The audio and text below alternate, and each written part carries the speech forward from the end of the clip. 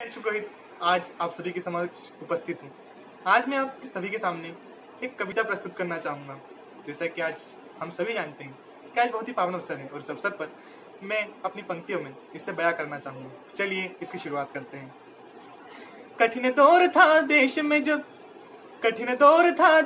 जब थे राजघराने अस्त व्यस्त, वंशों की सांसें टूट रही थी, प्रजा पड़ी थी पीड़ाप्रस्त। था एक घराना और वहां पर रुदन मचा था जोरों में।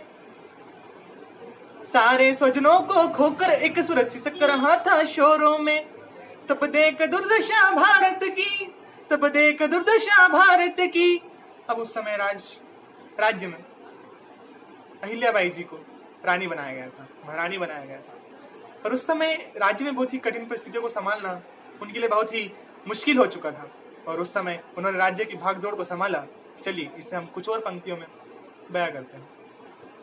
हुआ राज तिलक तो राजधानी से, फिर स्वराज की नींव रखी, निष्पक्ष न्याय को जीवित रखा, नींव की रीत सजीव रखी। बौद्धिकता का परिचय देकर धर्म न्याय की भाषा हुई। व्यथित समाज को अंक लिया और माता की परिभाषा हुई। अब संयम खोते भारत में तब जिसने आस बनाई थी, इतिहासों की सफल शासिका वही अहिल्याबाई थी।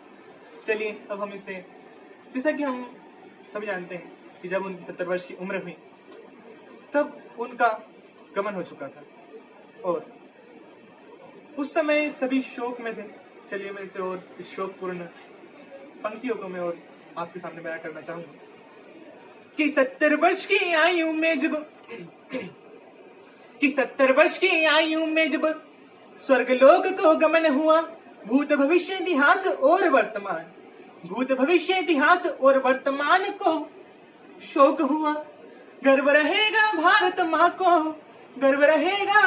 माँ को कि तू भी उसकी जाई थी। कही गई जो देवी वो एक मात्र अहिल्याबाई थी। धन्यवाद। अब मैं आपके सामने ये कहना चाहता हूँ कि हमें